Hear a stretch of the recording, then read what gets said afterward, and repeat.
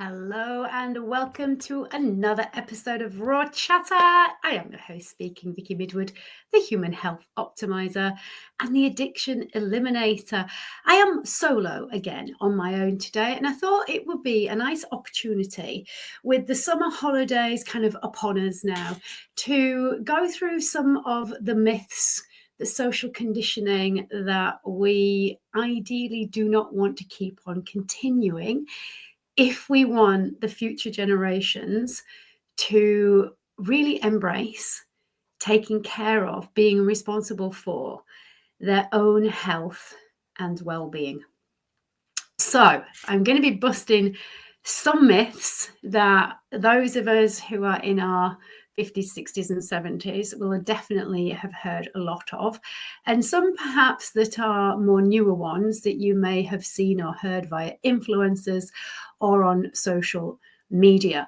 Now, these are the ones that I've just come up with, but I am going to invite you in the comments of this episode, folks, to please pop in the myths that you would like busting or the beliefs that you have and you're not sure if it's true or not. So feel free to utilize this as a bit like a question and answers type of episode, because I will be going in and I will be checking the comments. And as usual, if you do find this video helpful, give me a thumbs up, give me a like. And if you haven't yet subscribed, then please do, and tell your friends about it, because the more people who get to know about this podcast, the better. I think I shared with you that I am now getting people who want to share their story on here. So it is attracting people who have got some really powerful stuff to share. And there's a lot of you out there who have really changed the way that you are living, behaving, feeling, and thinking. And you're not necessarily telling anybody about your story. And I'm going to invite you to do so, because you just don't know who you might actually help when you share about the stuff that potentially we don't want to speak out about, but actually is super helpful if we do. So let's get into the crux of this episode, myth busting. So number one, right? You have to eat everything that's on your plate. So this was something that I was definitely brought up with, both at home and via school, is that it was good manners to finish whatever was on your plate. Now, I understand where it came from, and I think I've shared this before. It came from the era of when we used to have rationing.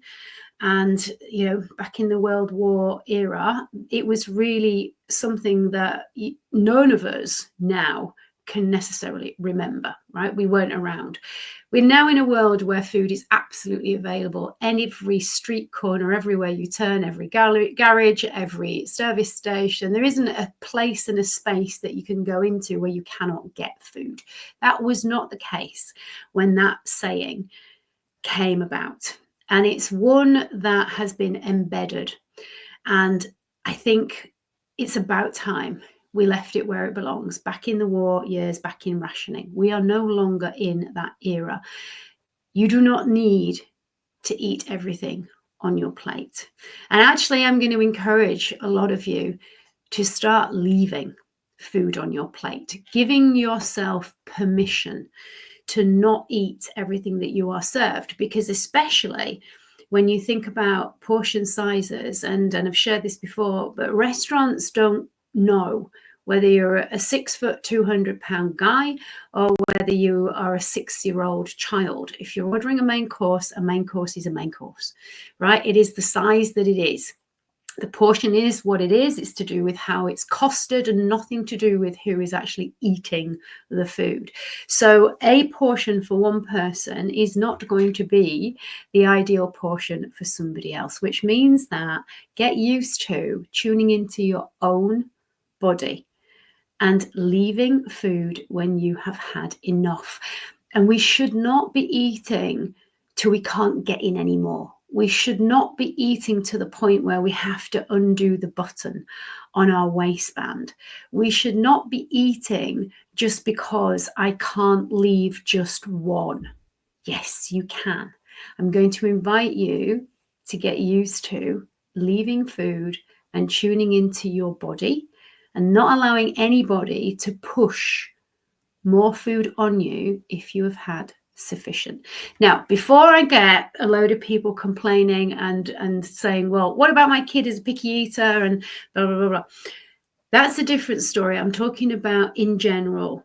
If you have been brought up to believe that you have to finish what's on your plate and you have got issues around your body image and your weight, then I'm going to invite you to try a different way. Tell yourself a different story. And that story is, it's okay to leave food if I have had sufficient.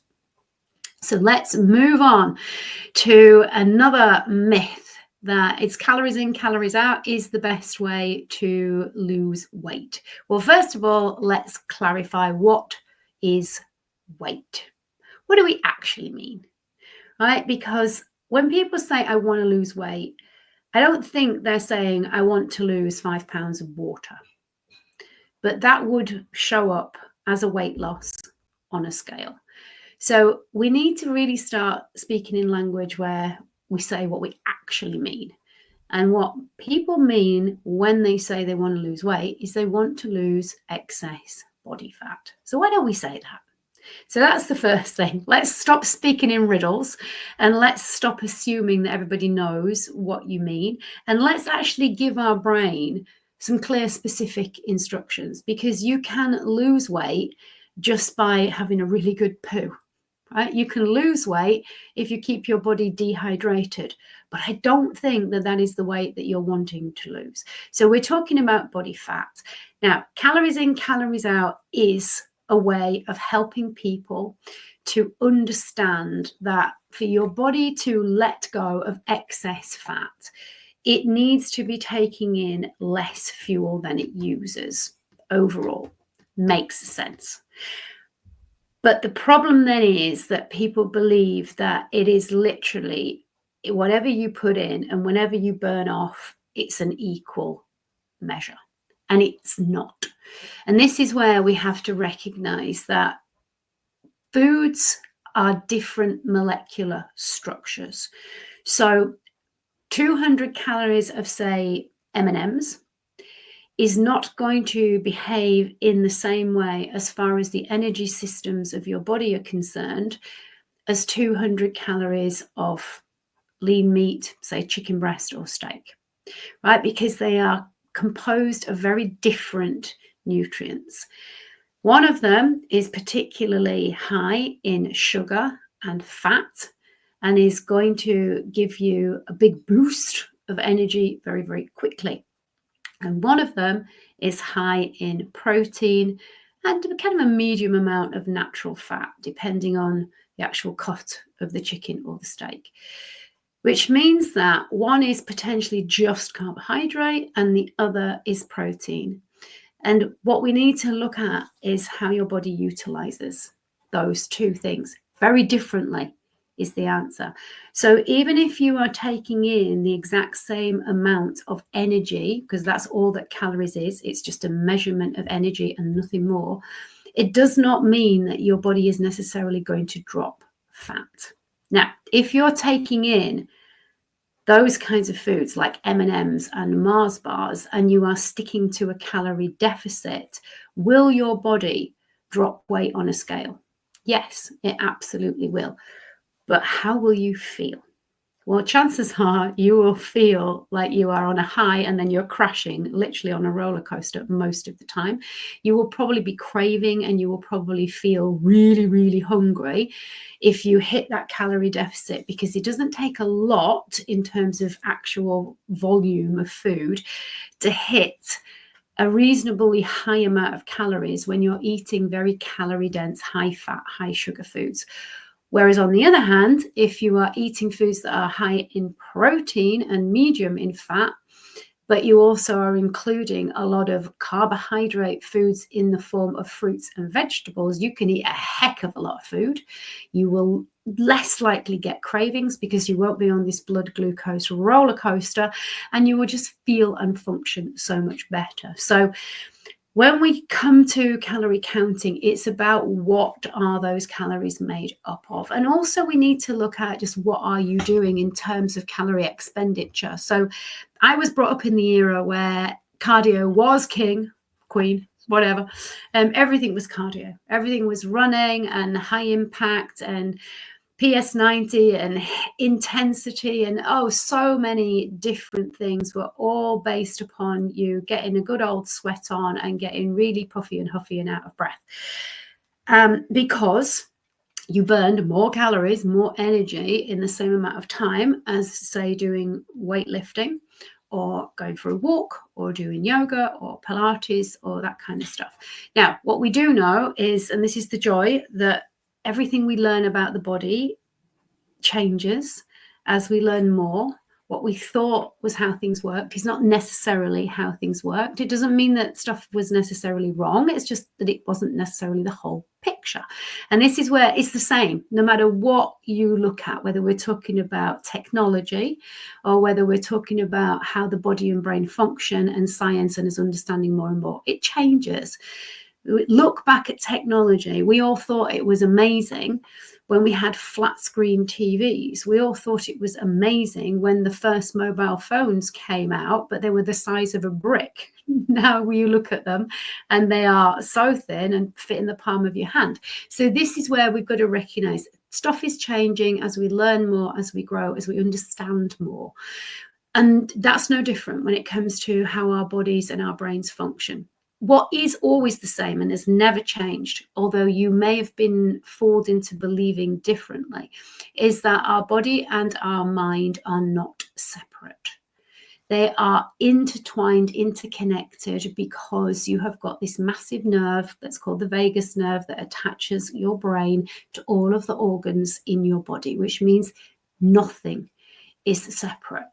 And we've known this in Eastern medicine for centuries. It is not new. We also knew it in Western medicine until Western medicine really got turned into an institution, a way of making money, a set pattern, a business. But ultimately, it's not changed. And that means that we now understand that just because you're burning more energy, it's not necessarily the best way to help your body to lose body fat. And so what we do know is that the more muscle that we have, the more metabolically active we are going to be. In other words, the more energy we are going to require to keep us going, the better. The higher your muscle to fat ratio is, the longer you will live. That we now know as a science fact, and I can't see that changing anytime soon. There is a direct correlation between quality and length of life and muscle. We need to recognize that just walking is one of the most beneficial things that we can do.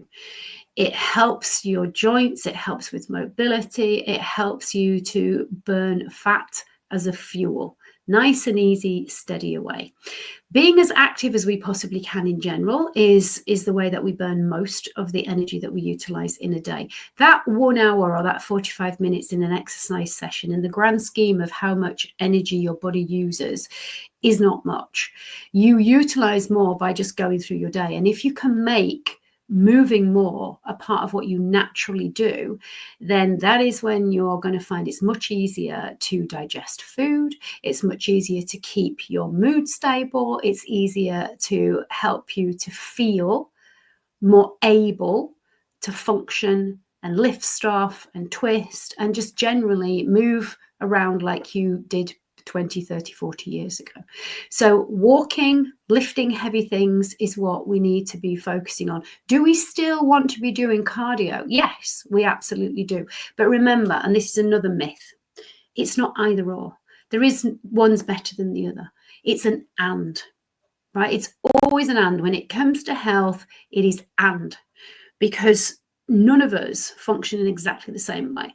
Some of us do better with much slower moves and much more intricate ways of being than others. Some like simple, some like fast, some like slow. It doesn't matter. If you enjoy it, you will keep on doing it. If you feel you have to and you dread going, whatever exercise or movement it is, then pick something else, right?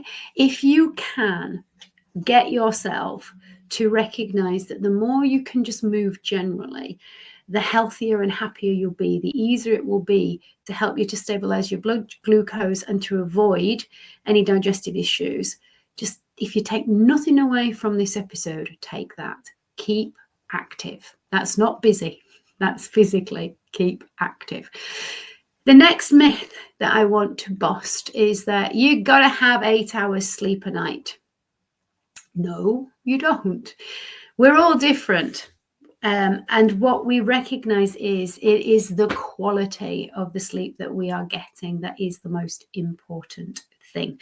So even if you are getting your 8 hours, but you are not falling into a proper deep sleep, if it's very broken and you keep waking up, then the chances are that it's not going to be as beneficial as somebody who is in bed for a shorter length of time, but is actually getting more deep quality sleep within that time. So let's bust that myth that you need 8 hours.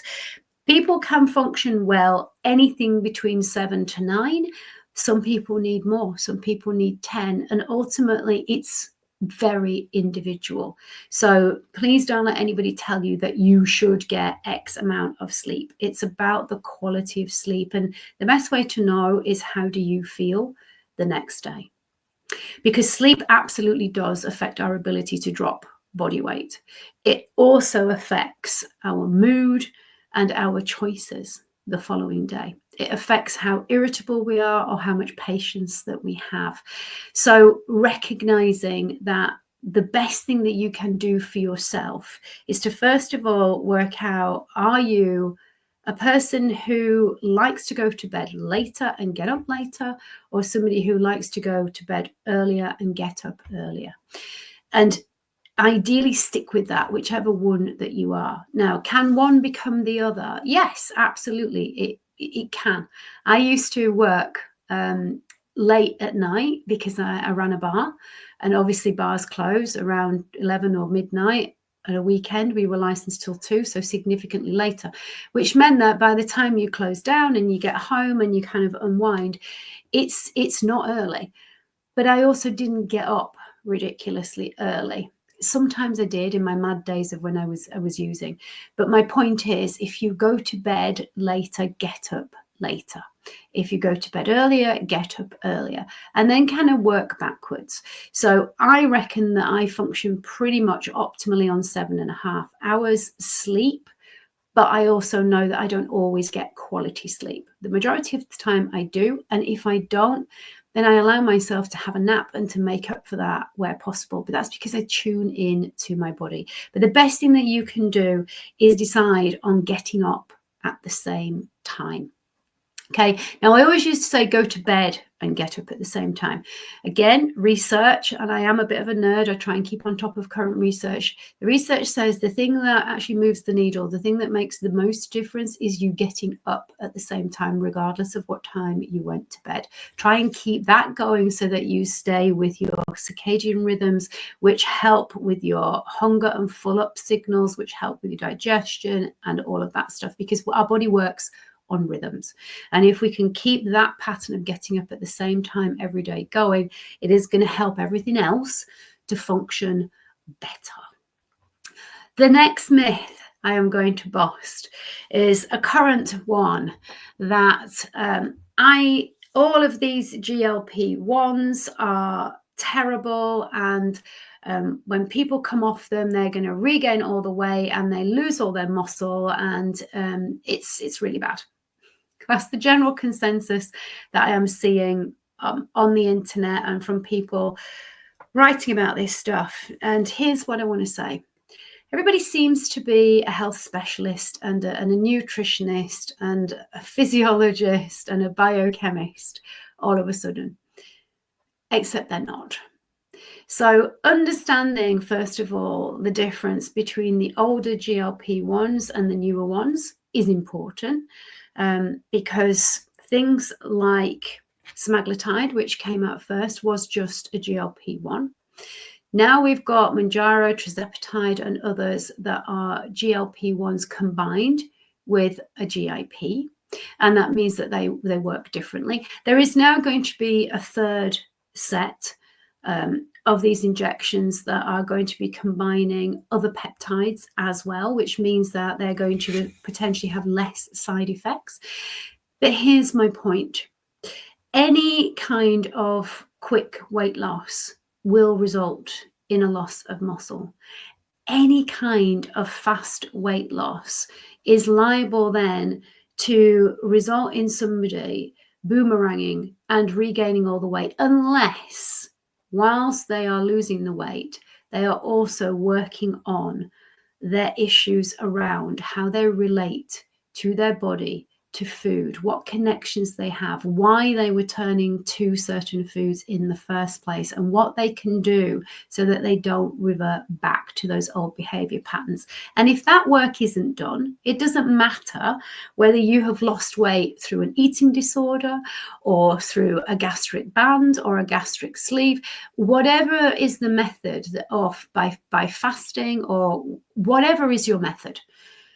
If you lose weight quickly, you are likely to lose more muscle unless you actively make a choice to work out and gain or at least maintain the muscle that you have, and you work on your habits around food, the stories, the connections, the underlying reasons that you were turning to food as a solution in the first place. In other words, these injections are not causing the problem. They are part of helping people to get to where they would like to be in terms of how they feel and how they function and how they look in their own skin. And just like I don't think anybody should tell anybody not to take an antidepressant, even though we know that the placebo effect is just as beneficial as taking the actual medication. For some people, they are the exact thing that makes the difference between them being able to enjoy life and not. In other words, it's not our place to tell people that they should or shouldn't be taking stuff because you may or may not have read about certain side effects that happen or a rebound effect afterwards that somebody has told you about. In other words, unless you are qualified on these things, may I suggest that you don't say anything, because you just never know. There may be a medication that comes around that is actually going to help you or a member of your family with an issue that they have struggled with for decades, and it could be the very thing that then helps them to be able to, in a mental and a physical place, viewpoint, be able to actually work on looking at the underlying stuff. Whereas when the thing was happening, there was no chance that they were ever going to be able to do that deeper work at all. So that's where I want to just bust myths that the injections are bad. No, they're not. In fact, they are incredibly helpful and incredibly life-changing for the people who genuinely need them. Like all medications, are there going to be people who utilize these things who really should not be? Yes. But hey, it happens. It happens with pain-killing medication. It happens with across-the-counter medication. People are utilizing them in ways that perhaps they shouldn't be. People who should not be getting their hands on them do. And it doesn't matter what drug we're talking about, that is always going to happen. So next myth that I want to bust is that you need to be off your screens at least an hour before going to bed. Now, here's the thing. I am not a fan of being on screens right before bedtime. I am not at all. But if you can do everything in your power to reduce the light, and most devices now do have light reducing settings, and you can ensure that you are not going on there to get excitable to watch stuff that is going to get your heart racing, that you are just utilizing it to do the final stuff that you need to do before you go to bed so that you can actually properly switch off and go to bed, then my suggestion is do it. Do I think you should not have these things in the bedroom? Yes, absolutely. I think it's a really terrible idea to be going to bed having your devices in the same room as you, charging anywhere near your head. But I also know that we live in a world where people are going to do what they're going to do. So it's a case of, can we just diminish the damage rather than cut it out entirely? And if that's the case, if it has to be in your room, then put it at the other side, as far away from you, your head, your bed, as you possibly can. In an ideal world, if you're sleeping upstairs, put your phone in a different room downstairs and buy yourself an alarm clock, right? An old-fashioned alarm clock works just as well. And if you start to do what I suggested earlier and get up at the same time every day, what you'll find is that very quickly, you don't need an alarm clock. You naturally wake up at your usual time anyway. So there you go. It's a win-win. The next myth that I want to bust is that you have to train every day for at least an hour to get maximum benefits. No, you don't. Okay, you can literally train. If you're weight training, my suggestion is you do 3 sessions a week. Can you do more? Yes. Does more mean that you get more benefit more quickly? No, it doesn't. So 3 is the sweet spot when it comes to weight training in terms of muscle gains, and you get into do what it is that you set out to do, whatever that goal is, whether it's maintenance, whether it's getting stronger, whether it's changing your body shape, whatever it happens to be. But three times a week seems to be the sweet spot. As you go up, if you hit 4 or 5, the difference in the gains is minimal. So if you just do once a week and you go up to 2, then you'll see that there's a significant improvement. From 2 to 3, there's also an improvement. But then when we go from 3 to 4, there's minimal improvement. And when you go from 3 to 4 to 5, again, it's not minimal. What does that mean in real terms? It means that you're putting in a lot of effort, and potentially the gains from that effort are not going to equal the amount of effort that you put in. Whereas when you do 3 times a week, it probably will. In terms of when should you walk every day? Yes. Now, a lot of people don't class walking as exercise, but if you do, great. Then walk every day, and therefore, yes, exercise every day. 30 minutes if you can, and split that up ideally. 15 minutes after each main meal. So 15 minutes after lunch, 15 minutes after dinner. That would be kind of the perfect way of getting in your walk, but also helping your digestion and giving yourself space. Giving yourself space from sitting down at a desk or wherever it is that you tend to work, and just being outdoors if possible in nature. Now, if that's not possible, if you live in the UK and the weather's rubbish, can you get on a treadmill? Yes. Can you give yourself those 15 minutes to have permission to use that as your scrolling time, for example, on social media, so that you are in control of how long you're on there for? And you're also just letting your body move and help the digestion. You can also utilize it as a time, if you wish, to maybe send yourself some voice notes or to just listen to an audiobook and just let yourself switch off. But that is my suggestion. Yes, exercise on a daily basis. If you class walking as exercise, 30 minutes is ideal. Split it up into 2 lots of 15. Weight training, go for it. 3 times a week. Any more than that, you're not necessarily going to get the gains that you think you will from the extra effort that you put in. And in terms of what other cardio should you do? Well, ideally, what you enjoy. So if it's cycling, or if it's playing football or paddleball or squash or tennis or going for a run, absolutely do that a couple of times a week. Fit it in as and when you feel you can. And the key thing here is take away the musts, the have to, and the shoulds around this.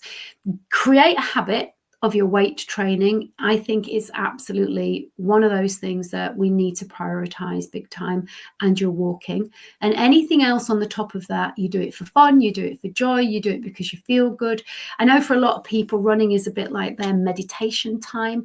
And if you are somebody who has a lot of nervous energy, perhaps if you're neurodivergent, then going for a run or doing like a 20-minute high intensity workout is absolutely going to tick the box.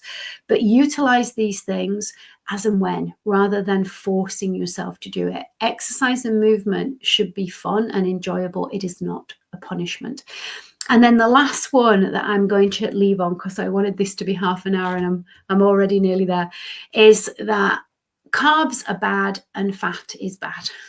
And these are still floating around from the 80s. I know I find it really challenging to believe that we still have to bust these myths, right? High processed carbohydrates made from cheap, crappy flour and sugar are not great. Yeah, but carbohydrates are all fruits and all vegetables, and they contain all kinds of goodies, fiber and vitamins and minerals, and we need to eat them in abundance. When it comes to fat, you cannot function without it. Simple as your nervous system needs fat to actually work. So as you know, we are electric beings. We give off energy and vibration. We have electrical current, and our nervous system has to connect, and it has to send messages, and it does that via the myelin sheath, and that myelin sheath needs fat to function. Your brain absolutely needs fat to function. So this idea that fat is terrible is not true. However, high fat, high sugar, high carbohydrate foods, i.e. the ones that are all around us, the ones in packets, the ones in bags and boxes with barcodes, the ones that we are overindulging in, the ones that are really energy dense but not nutritionally sound, those are the fats that we do not need.